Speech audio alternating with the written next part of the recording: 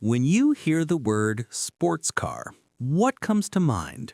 Maybe the scream of a Ferrari V8 at 9,000 RPM, the howl of a Porsche Flat 6, or the thunder of an American muscle car. Now, imagine replacing that with the clatter of a diesel engine. Doesn't quite fit, right? That's because diesel sports cars are almost non-existent.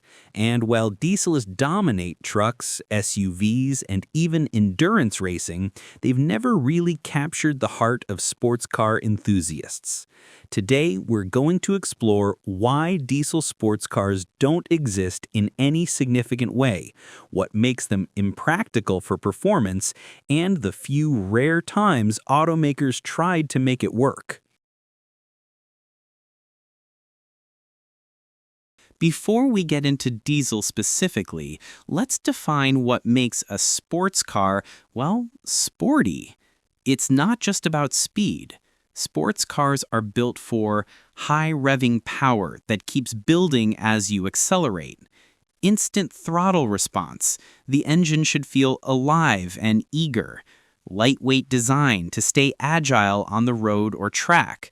Emotional sound that excites the driver and spectators alike. Diesel engines, while great at certain things, don't naturally tick many of these boxes. Diesel engines are designed for efficiency and torque. They use very high compression ratios, often between 16:1 and 20:1, which means they ignite fuel by pressure instead of spark plugs. This creates strong, efficient combustion and loads of torque at low RPM. That's why diesel trucks can tow enormous loads with ease, and why diesels are so popular in Europe for highway cruising.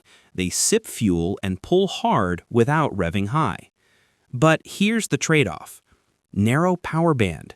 Diesel engines produce peak power in a short RPM range. Low red lines. Most diesel engines max out at 4,500 to 5,000 RPM, while performance gasoline engines often rev to 7,000, 8,000, or even 9,000 RPM. Heavier construction. The engine blocks are beefier to handle high compression, making them heavier than gas equivalents. All of this runs counter to what you want in a lightweight, high-revving sports car. Let's break down the biggest issues. Low redline and power delivery. Sports cars rely on a wide rev range and linear power. Diesels give you a surge of torque down low, then run out of steam quickly. Great for towing, not so great for track days. Engine weight. A heavier front end ruins handling balance. Sports cars need nimbleness, and a big diesel block up front works against that. Sound and emotion. Let's be honest, part of owning a sports car is the soundtrack. Diesel clatter just doesn't give you goosebumps like a screaming Flat 6 or roaring V10. Turbo lag. Most modern diesels rely on turbos for power.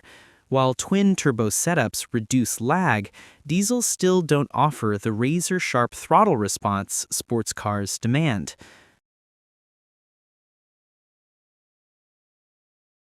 So why don't diesel sports cars exist? Because the characteristics that make diesel engines great for trucks, SUVs, and endurance racing, torque, efficiency, and low-end power, are the exact opposite of what makes a sports car fun. Diesels can be fast, but they rarely feel thrilling.